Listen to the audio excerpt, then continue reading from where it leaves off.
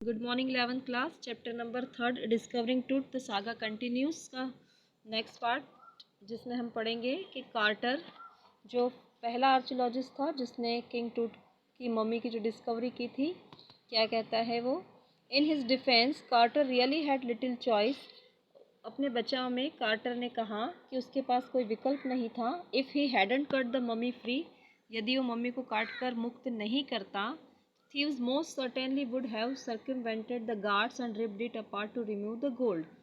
तो चोर जो थे निश्चित रूप से गार्ड को धोखा दे दिया होता और डेड बॉडी को काट पीट कर जो है सोना ले गए होते। In Tut's time the royal were fabulous wealthy. जो टूट था उसके समय शाही परिवार के लोग जो थे वो बहुत ही रॉयल थे, काफ़ी पैसे वाले होते थे। एंड दे थॉट और होप्ड, वे सोचते थे, उनको विश्वास था, they could take their riches with them, कि वे अपनी धन संपत्ति जो है अपने साथ ले जा सकते हैं। For his journey to the great beyond, अपनी परलोक की महायात्रा के साथ, मतलब जब वो मरेंगे तो अपनी जितना भी खजाना है, जितने भी रुपए पैसे हैं, वो अपने साथ उसे ले जाएंगे। किंग टूट वॉज लेविस्ड विद जिलेटरिंग गोल्ड्स, और किंग टूट को भी जो है काफ़ी कीमती और चमचमाती वस्तुएं, जो सोने की वस्तुएं थी, उसके साथ जो है दफनाया गया था। Precious collar, inlaid necklace and bracelet, rings, amulets and ceremony apron, sandals, sheaths for his finger and toes and the now iconic inner coffin and mask, all of pure gold. अब जब किंग टूट को जो दफनाया गया था तो उसके साथ जो है काफ़ी चीज़ें साथ में डाली गई थी, जिसमें था कंठहार और नेकलेस, कंगन, अंगूठियाँ, ताबीज और सेरेमनी अप्रॉन, जिसमें कि जो उत्सव के समय शाही कपड़े जो पहने जाते हैं काफ़ी कॉस्टली होते हैं वो, सैंडल, शेट्स फॉर फिंगर, उसकी उंगलियों की जो खोले होती है उंगलियों में पहनने के, अंगूठी और उंगलियों में पहनने के cover, and the now iconic inner coffin और मास्क।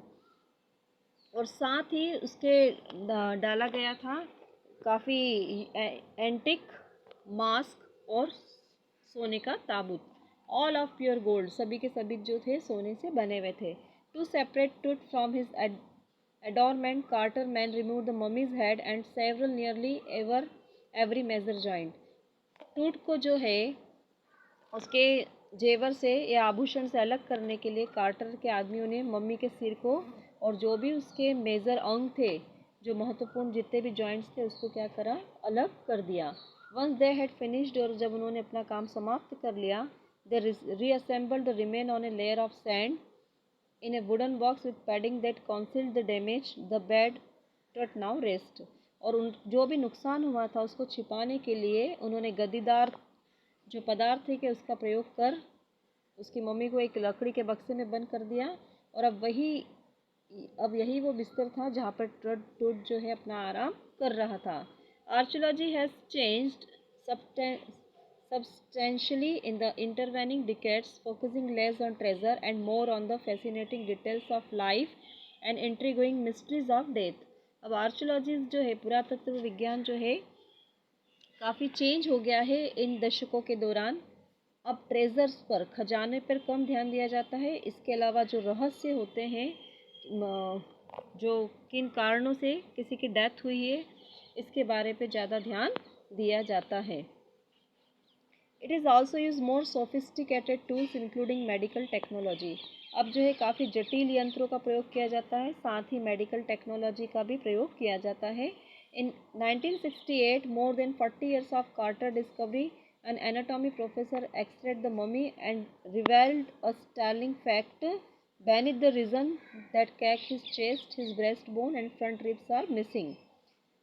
अब 1968 में कार्टर की खोज से 40 सालों के बाद एक शरीर रचना विज्ञान का जो प्रोफेसर है, उसने मम्मी का एक्सरे किया और एक चौंकाने वाली बात जो सामने लाई वो ये थी कि जो भी जितने भी चिकने पदार्थ थे, जो रिजिन्स थे और जो डेड बॉडी की चेस्ट के ऊपर जमे हुए थे, उनको हटाने के बाद देखा तो छाती की हड्डियाँ जो थी और साथ ही उसके पसलियाँ जो रीप थी वो क्या थी, गायब थी।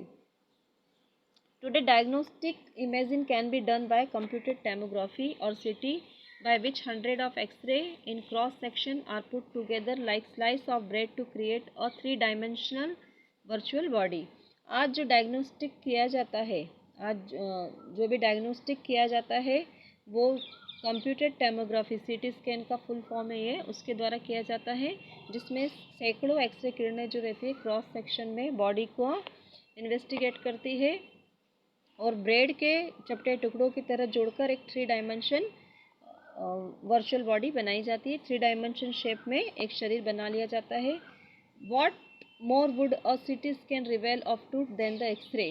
अब सीटी स्कैन एक्सरे से ज़्यादा क्या बता सकता है टूथ के बारे में।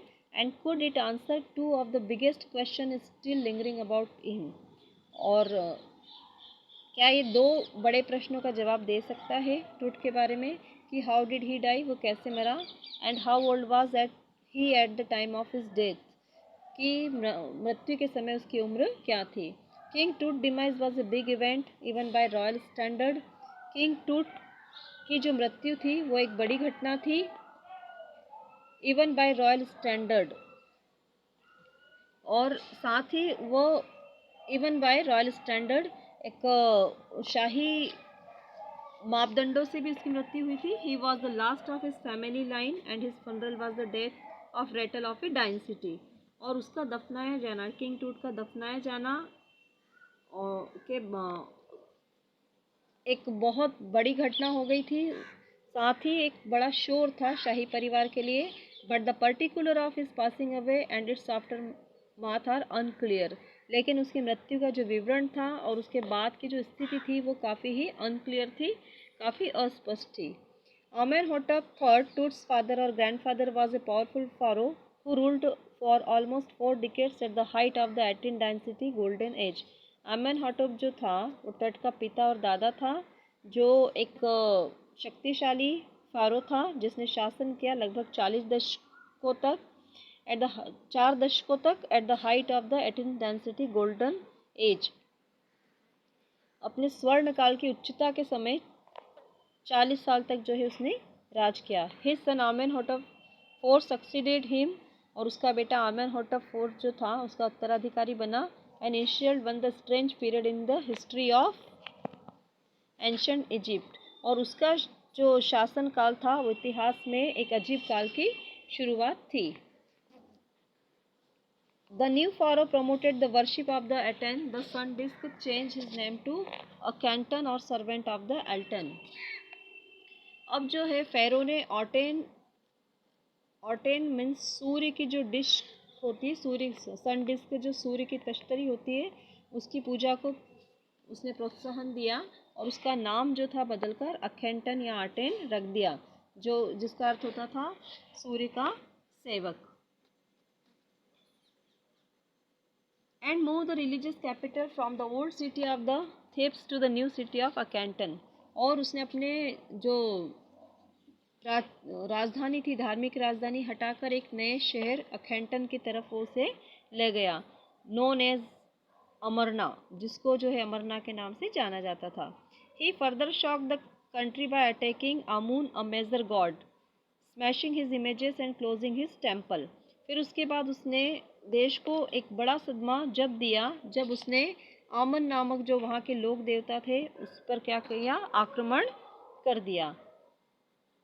It must have been a horrific time, ये जो था बहुत ही भयानक समय था, बड़ा ही भयानक समय था। Said Ray Johnson, director of the University of Chicago research centre in Luxor, the site of ancient Thebes. और ये बात जो कही है